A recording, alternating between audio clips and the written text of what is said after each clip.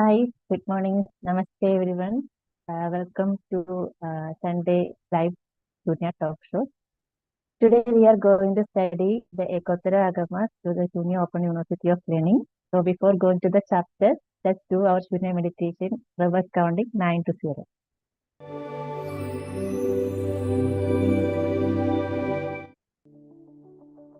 Before starting practice, please sit comfortably, keep your back straight, and keep your hands relaxed in any mudra.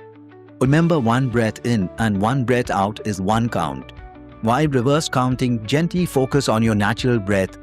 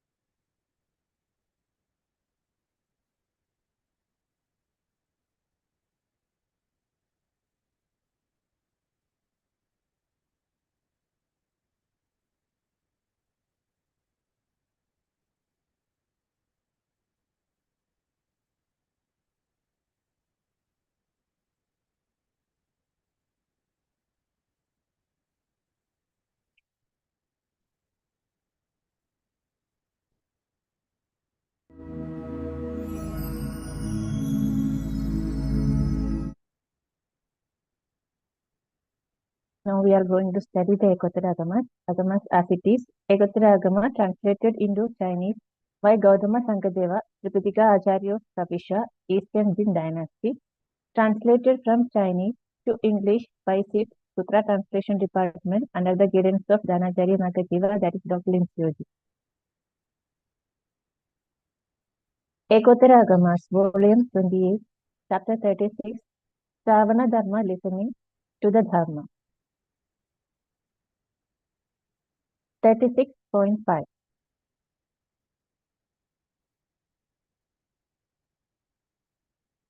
When Maharaja Prasanajit heard that Maharaja Udayana had fashioned a 5-foot image of Tathagata for worship, he also summoned the skilled artisans to his own kingdom and told them, I now wish to create an image of Tathagata. You must prepare it immediately. Maharaja Prasanajit then considered, what treasure should we use to make the image? After a moment, he thought, the Tathagata's physical form is as golden as crystal gold, the celestial gold. Therefore, I shall use gold to make the image. Thus, Maharaja Prasanajit had an image made purely of Jambudana gold, 5 feet in height.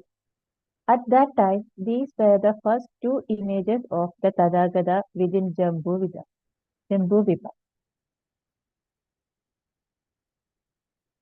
Meanwhile, the Chadur Parishada went to Ananda and said, we thirst with longing to the Tathagata and yearn to behold the Venerable One. Where exactly is he today? Ananda replied, I also do not know where he is. However, let us go together to the Venerable Aniruddha and ask him. This is because the Venerable Aniruddha is foremost in the Divya Chahu, which is pure and without blemish. With his divine eye, he can see the 1,000 worlds, 2,000 worlds, even a Trisahasra Mahasahasra Logadadu. Great thousand he is able to know and see.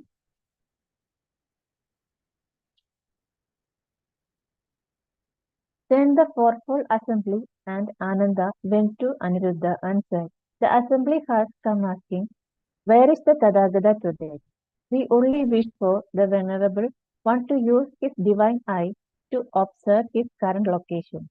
The Venerable Aniruddha replied, wait a moment. I shall now observe where the Tathagata is. Then Aniruddha, with his body and mind uplift, and his awareness established before him, scanned Jambudvida with his divine eye, but did not see him. He then scanned Abara Godaniya, Purva Videha, and Uttara Kuru. Yes, yet still did not see him.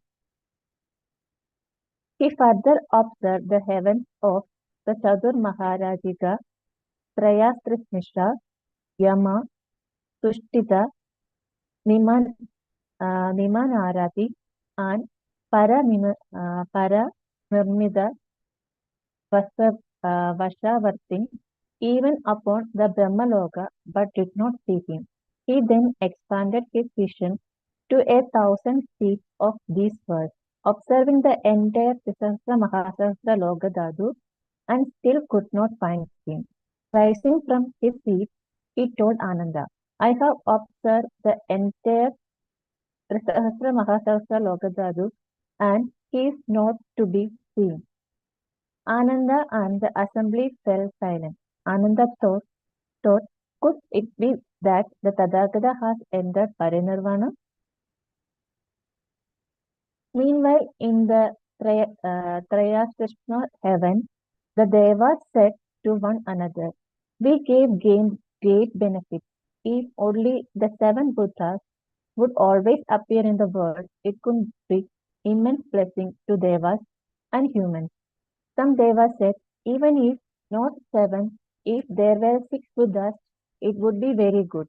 Others said, even 5 or 4 or 3 or even if just 2 Buddhas appeared in the world, the benefit would be immense. Then Shakra Devanam, Indra addressed the Devas. Sitting aside 7 Buddhas or even 2, if only Sakyamuni Buddha remains long in this world, it will be of the greatest benefit to all. At that time, if the Tathagata willed the Devas to come, they came. If he willed them to depart, they departed. Meanwhile, the Devas of Trayasrishma heaven whispered among themselves, why does the Tathagata seem to be taking his meal throughout the entire day? Chakra Devanam Indra explained to Devas, the Tathagata is eating today according to the timing of the human realm, not the timing of the heavens. After 3 months had passed, the Bhagavan thought, the people of Jambuvida and the fourfold assembly have not seen me for a long time and are thirsting with longing. I should now withdraw my Riddhi Bala so that the Shravakas may know that Tathagata is in the Trayasrishma heaven. Thereupon the Bhagavan withdrew his supernominal concealment. Then Ananda went to Venerable Aniruddha and said, the fourfold assembly is now desperately longing to see the Tathagata. Has the Tathagata perhaps entered Mahaparinirvana? Aniruddha replied to Ananda, last night a Deva came to me and said, the Tathagata is in the Subdharma hall of Trayasrishma heaven. Wait here, I shall observe his location.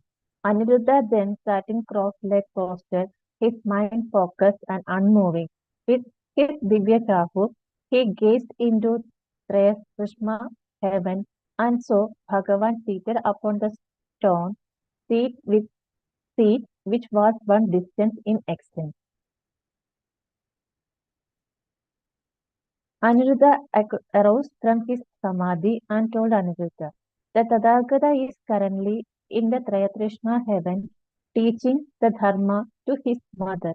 Upon hearing this, Ananda and the fourfold assembly were filled with boundless joy. Ananda then asked the assembly, who is capable to traveling to Trayatrishna heaven to pay respect to the Tathagata? Aniruddha suggested the Venerable Maudgalyayana is foremost in Radibala. May he exert his power to go and greet the Buddha. The assembly then requested Maudgalyayana. Since the Tathagata is in Tretrishma heaven, please represent us and convey our greetings. Also, please say to him the Bhagavan attained the way in the human world of Jambudvipa, we implore him to use his majestic power to return to this world. Maudgalyayana replied, very well, noble ones, having received the request to the assembly in the time it takes to bend or extend one's arm, he travelled to the Trikrishna heaven and arrived at the place of Bhagavan. Chakra Devanam Indra and the Devas saw Maudgalyayana coming from after and wondered, is this is this an envy from the Sangha or an envy from the Raja? The Devas all rose to welcome him, saying, welcome, Venerable One.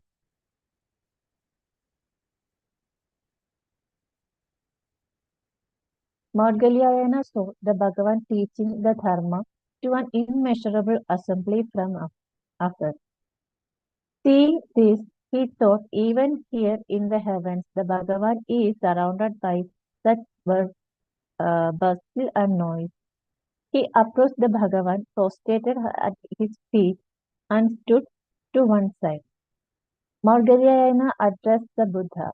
Bhagavan, the fourfold assembly sends their greetings. They hope you are at ease and physically strong. He continued, the Tathagata was born and raised in Jambudvipa and attained the way in the world. We implore the Bhagavan to return. The fourfold assembly is thirsting with longing to see you. The Bhagavan replied, may the assembly continue their practice without weariness. How is it, Maudgalyayana? Is the assembly weary from their teaching and transformation? Are there any dispute? Are the practitioners of other paths causing any harassment? Maudgalyayana replied, the fourfold assembly practices the way without weariness.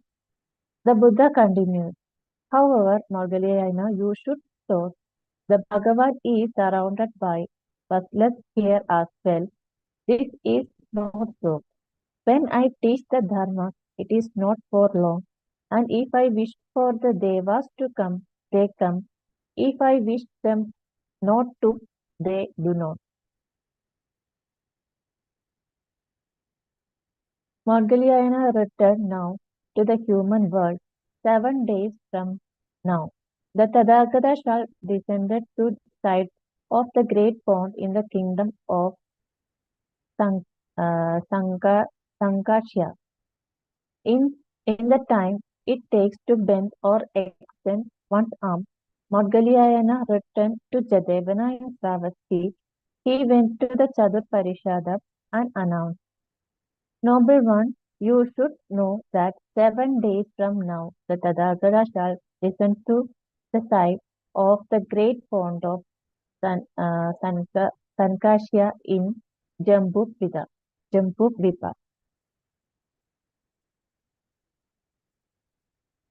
Upon hearing these words, the fourfold assembly was filled with boundless joy. At that time, Maharaja Prasanajit, Maharaja Udyana, Maharaja Chan Pratyodha, Maharaja Udayin, and Maharaja Bimbisara all heard that the Tathagata would arrive in Sankashya in 7 days and were immensely delighted. The people of Vaishali, the Shakya of Kapilavastu, and the people of Kushinagara all heard that the Tathagata was returning to the world and rejoiced beyond measures. The Maharaja Prasanajit assembled his fourfold army and headed to the side of the pond to see the Bhagavan. All 5 Rajas gathered their forces and subjects to pay their respect to the Tathagata.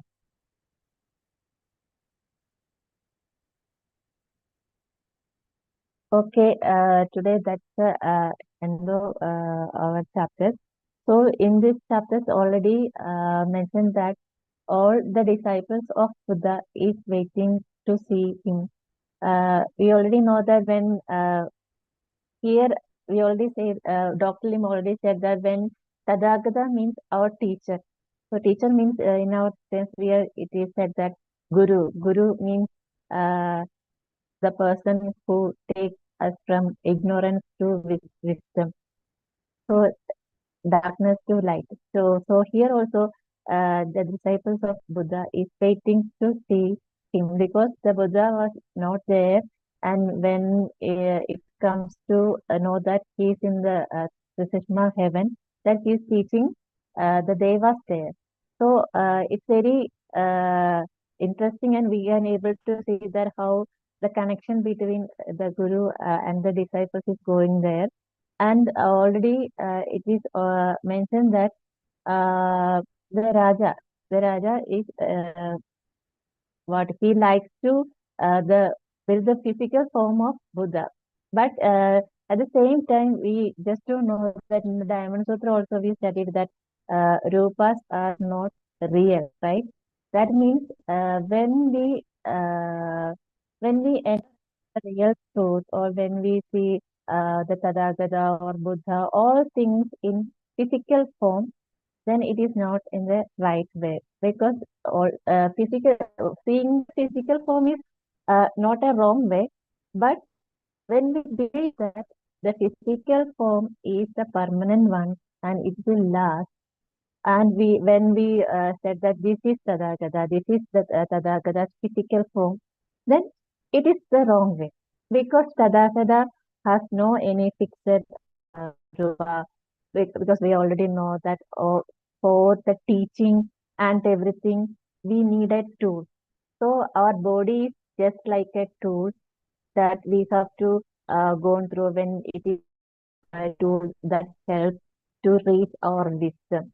So the we need our body, we need a healthy body, but we do not attach to that body. So here also, when we talk about this physical form, in the daily life also, when we saw a person with some good appearance, when we thought that, oh, that person is dressed very well, looking good, so that person is a good one, right?